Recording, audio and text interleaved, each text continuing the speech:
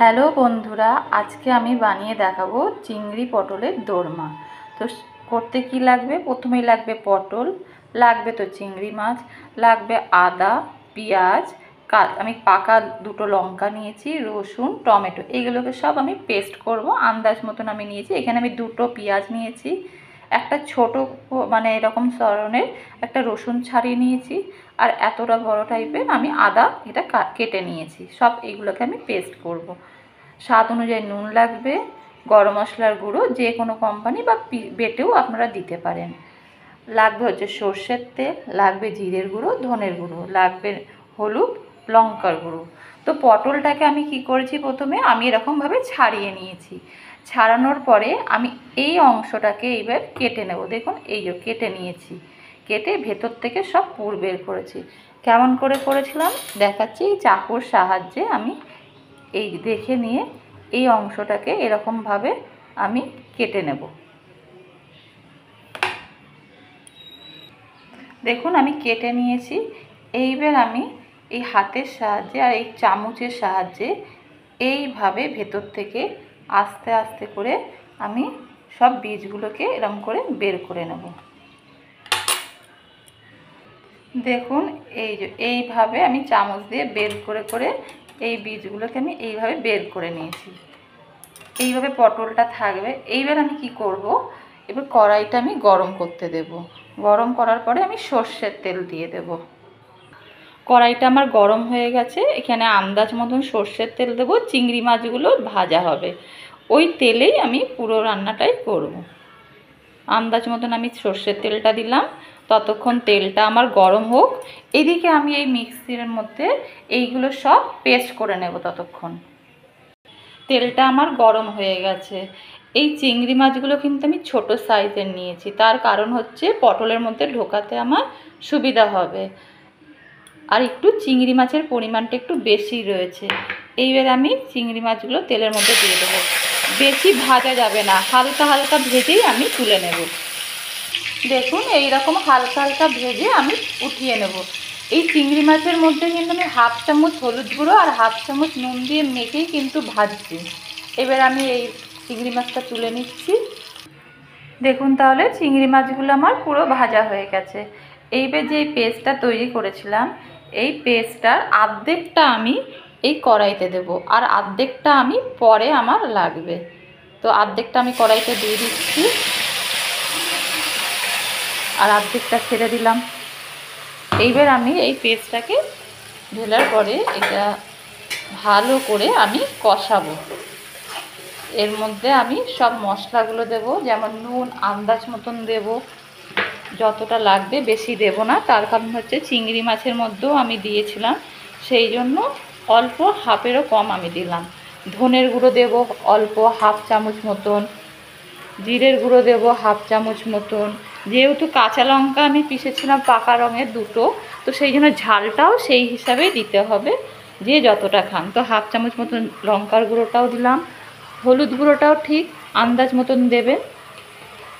তো হলুদ গুঁড়োটাও দিয়ে দিলাম। দিয়ে আমি এবার এই মশলাটাকে ভালো করে কষাবো। দেখুন মশলাটা অনেকটা কষে গেছে। এইবার আমি এই চিংড়ি মাছটা দিয়ে আবার কষাবো ভালো করে, একদম নেড়ে নেড়ে শুকনো শুকনো করে নেব। আর আপনারা একটু চেখে দেখে নেবেন যে নুন ঝাল সব ঠিক আছে কিনা। এইভাবেই ভালো করে নাড়বো, আর দেখবেন তেল ছেড়ে ছেড়ে আসবেন। আর চিংড়ি মাছটা তো ভেজে গেলে তো ভাজাই আছে। এইভাবে ভালো করে মাছটাকে নাড়তে হবে, নেড়ে নেড়ে একদম তেল ছাড়া ছাড়া ভাব করে নিতে হবে। দেখুন তেল ছেড়ে ছেড়ে এসছে আর শুকনো শুকনো হয়ে গেছে। এইবার আমি এটাকে নামিয়ে নেবো। হালকা অল্প একটুখানি হাফ চামচেরও কম গরম মশলার গুঁড়ো দেব, দিয়ে নেড়েই আমি এটাকে নামিয়ে নেব। দেখুন নামিয়ে নিয়েছি। এবার এটাকে ঠান্ডা করব। ঠান্ডা করে তারপরে আমি পটলের মধ্যে ভরবো। আমার চিংড়ি মাছটা ঠান্ডা হয়ে গেছে। এইবার এই পটলের ভেতরে আমি চিংড়ি মাছগুলোকে ভরবো। হাত দিয়েও আপনারা ভরতে পারেন বা চামচের সাহায্যেও ভরতে পারেন। তো আমি হাত দিয়ে এর মধ্যে সব চিংড়ি মাছগুলো এক এক করে সব পটলের মধ্যে আমি ভরে নেব এইভাবে। দেখুন তাহলে সব চিংড়ি মাছগুলো আমি এই পটলের ভেতরে ভরে রেখেছি।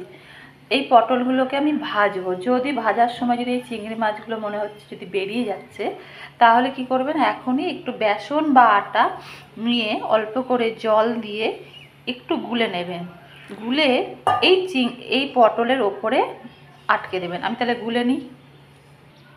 দেখুন তাহলে বেসনটা এইভাবে হাতের সাহায্যে নিয়ে এই পটলের মুখে এইভাবে আমি আটকে দেব, দিয়ে আমি ভেজে নেব।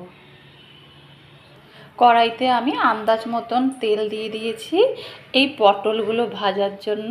এই পটলের গায়ে আমি একটু অল্প করে নুন আর একটু অল্প করে হলুদ মাখিয়ে নেব। মাখিয়ে নিয়ে তারপরে আমি এইগুলো সব ভেজে নেব। পটলগুলো এইভাবে আলতো হাতে নুন আর হলুদটা লাগিয়ে নিলাম। লাগিয়ে এবার কড়াইটা আমার তেতে গেছে। এবার এক এক করে পটলগুলো আমি ভেজে নেব। দেখুন তাহলে এইভাবে আমি ভেজে নিয়েছি পটলগুলো। এবার আমি এটাকে আস্তে করে তুলে নেব। এইভাবে সব পটলগুলোকে একে একে ভেজে আমি তুলে নিচ্ছি। দেখুন তাহলে আমার সব পটলগুলো ভাজা হয়ে গেছে।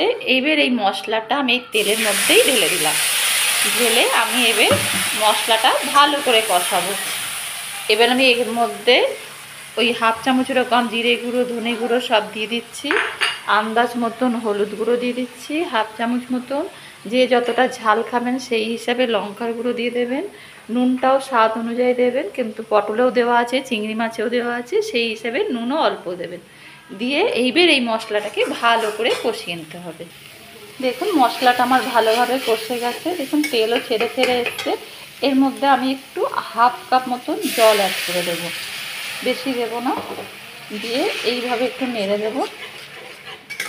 নেড়ে এইবার আমি এর ওপরে এই পটলগুলো একটা একটা করে বসিয়ে দেব।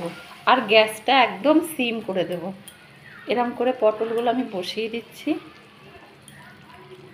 দেখুন পটলগুলো আমি সব একসাথে দিয়ে দিয়েছি। এইবার আমি একটু ফুটতে দেব সিম করে।